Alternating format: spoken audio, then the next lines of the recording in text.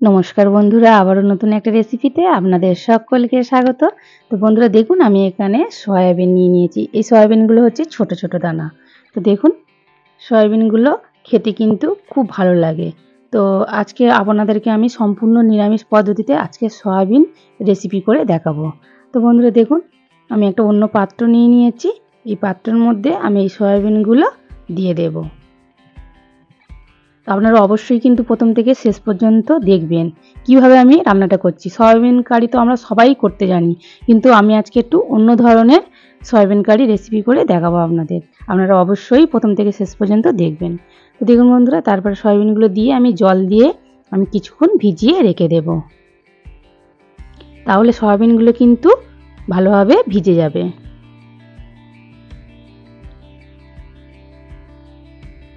এবার সয়াবিনগুলো আমি সরিয়ে রাখছি, কিছুক্ষণ এগুলো টাইম নিয়ে ভিজতে দেব।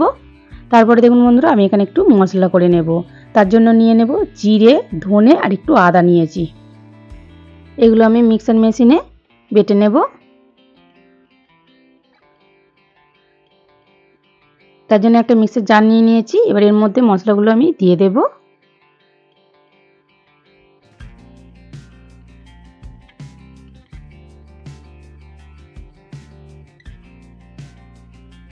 এবার একটু অল্প করে জল দিয়ে দেব।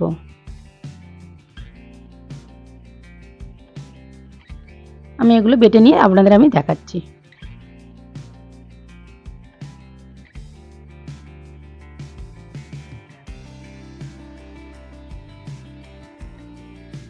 তো দেখুন বন্ধুরা, আমি এটা মিহি করে একদম বেটে নিয়েছি। তো দেখুন, মশলাটা করা হয়ে গেছে। এবার মশলাটা আমি সরিয়ে রাখছি। এবার আমি সয়াবিনগুলো দেখে নেব কীরকম ভিজলো। তো দেখুন বন্ধুরা, বেশ ভালোই বড় বড় হয়ে গেছে ভিজে। দেখুন দেখুন একদম নরম হয়ে গেছে। দেখি বুঝতে পারছেন, আপনাদের আমি দেখাচ্ছি। তো বন্ধুরা, এগুলো আমি এবার জলগুলো ভালো করে চিপে চিপে বার করে দেব, দিয়ে সয়াবিনগুলো আমি নিয়ে নেব।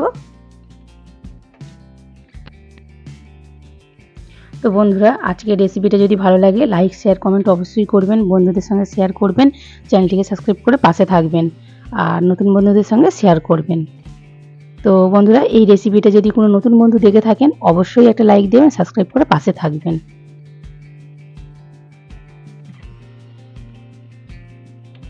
তো দেখুন বন্ধুরা, সব সয়াবিনগুলো আমি এইভাবে জলগুলো চিপে চিপে বার করে দিয়েছি।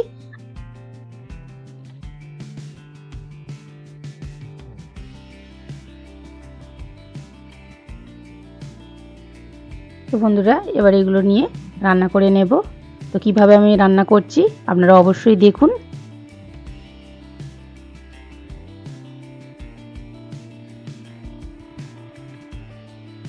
চলুন এবার রান্না করে নেব। তো বন্ধুরা, তার জন্য আমি কড়াই বসিয়ে দিয়েছি আর কড়াইটা খুব ভালোভাবে গরম করে নিয়েছি। কড়াইয়ের মধ্যে আমি সরিষার তেল দিয়ে দিচ্ছি। আমি রান্নাটা সরিষার তেলে করছি, আপনারা চাইলে রিফাইন্ড অয়েলও করতে পারেন। তো বন্ধুরা, তেলের মধ্যে দিয়ে দেব তেজপাতা কয়েক টুকরো। তেজপাতাগুলো দেখুন বন্ধুরা একটু লাল করে ভেজে নিয়েছি। এবারে দিয়ে দেব 5 ফোড়ন। এবার ফোড়নটা একটু ভালো করে ভাজা করে নেব।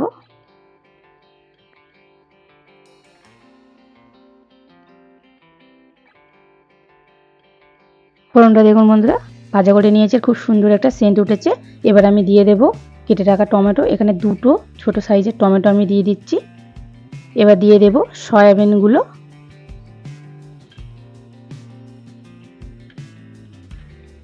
সয়াবিনগুলো দিয়ে এবার একটু নাড়াচাড়া করে ভাজা ভাজা করে নেব। টমেটো আর সয়াবিন একই সাথে ভাজা করে নেব। আমি আর আলাদা করে কিন্তু সয়াবিনগুলো ভাজছি না, আমি একই সাথে ভাজা করে নেব। আপনারা চাইলে আলাদা করেও ভেজে নিতে পারেন।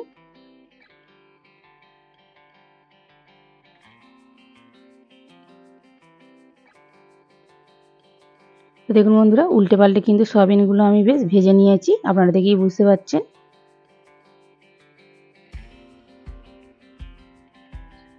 সয়াবিনগুলো খুব ভালো করে আমি ভেজে নিয়েছি। এবার এর মধ্যে দিয়ে দেব স্বাদ মতো লবণ।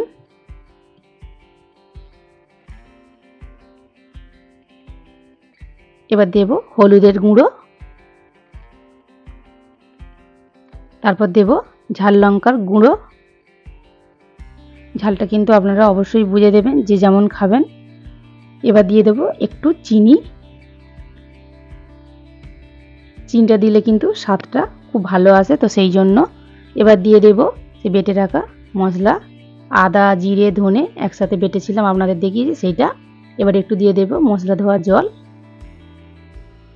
এবার খুব ভালো করে কিন্তু সয়াবিনের সঙ্গে সব মশলাগুলো মিশিয়ে নেব।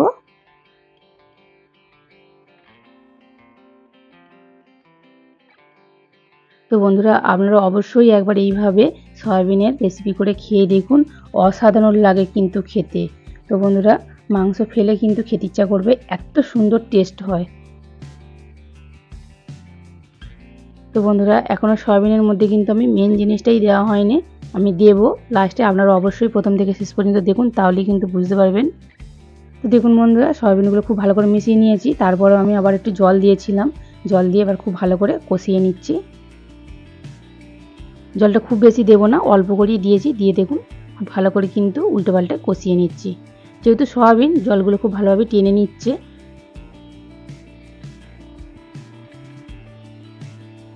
কালারটা দেখুন বন্ধুরা কত সুন্দর এসেছে, দেখুন দারুণ কিন্তু লাগছে, খেতেও কিন্তু অসাধারণ হবে। আপনারা অবশ্যই বাড়িতে বানিয়ে খেয়ে দেখবেন। দেখুন খুব ভালো করে কিন্তু উল্টে পাল্টে কষিয়ে নিয়েছি, আর কাঁচা মশলার গন্ধ কিন্তু চলে গেছে। এবার এর মধ্যে আমি দিয়ে দেব জল।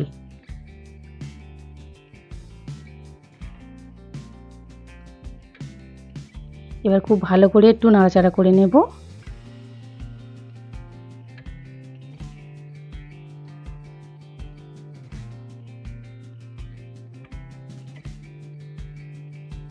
তো খুব ভালোভাবে একটু জল দিয়ে নাড়াচাড়া করে নিয়েছি। এবার আমি একটা থালা ঢাকা দিয়ে দেব। এবার আমি অল্প আঁচে রান্নাটা করে নেব 5 মিনিট। তো বন্ধুরা দেখুন 5 মিনিট হয়ে গেছে, আমি থালাটা খুলে নিচ্ছি। এবার একটু ভালো করে নাড়াচাড়া করে নেব। তো বন্ধুরা যেহেতু আমি এতটা জল রাখবো না, আমি আর একটু জলটা শুকিয়ে নেব অল্প করে।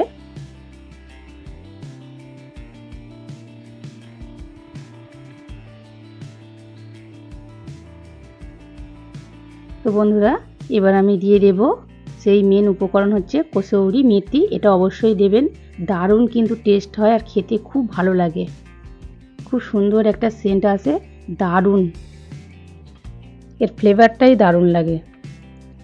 কসৌরি মেথিটা দিয়ে খুব ভালো করে একটু মিশিয়ে নিয়েছি। তো দেখুন বন্ধুরা খুব ভালো করে কিন্তু আমি টকবক করে ফুটিয়ে নিয়েছি কসৌরি মেথিটা দিয়ে একটু। তারপরে দিয়ে দিচ্ছি গরম মশলার গুঁড়ো, তারপর দেব ধনেপাতা কুচোনো। এবার খুব ভালো করে একটু মিশিয়ে নেব।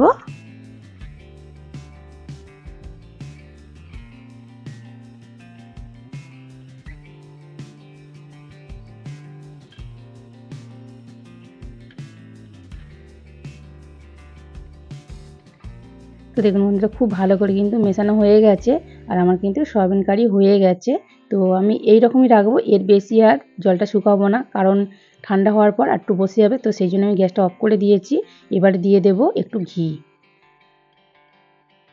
এটা অবশ্যই দেবেন, যেহেতু নিরামিষ খুব ভালো লাগে খেতে। ঘিটা দিয়ে এবার আমি 2 মিনিট 3 মিনিট থালাটা ঢাকা দিয়ে রেখে দেব। 2-3 মিনিট পর আমি থালাটা খুলে নেব। তো দেখুন বন্ধুরা 2-3 মিনিট হয়ে গেছে। এবার আমি থালাটা খুলে নিয়ে আমি সয়াবিন কারিটা অন্য পাত্রে ঢেলে নেব। একবার একটু নাড়াচাড়া করে নিচ্ছি। দেখুন বন্ধুরা দারুণ কিন্তু সেন্ট উঠেছে। বন্ধুরা আপনারা অবশ্যই বাড়িতে বানিয়ে একবার দেখুন, তাহলেই বুঝতে পারবেন। নিরামিষের দিনকে অবশ্যই একবার এই রেসিপিটা বানিয়ে খেয়ে দেখতে পারেন।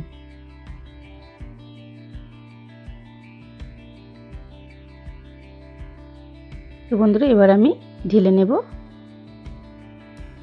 তো দেখুন বন্ধুরা কত সুন্দর দেখতে লাগছে, খেতেও কিন্তু অসাধারণ হয়েছিল বন্ধুরা।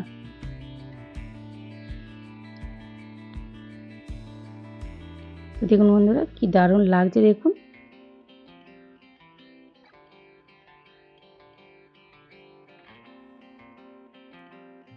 অবশ্যই একবার বানিয়ে খেয়ে দেখবেন, তারপর আমাকে কমেন্ট করে জানাবেন যে কেমন হয়েছিল সয়াবিন কারি।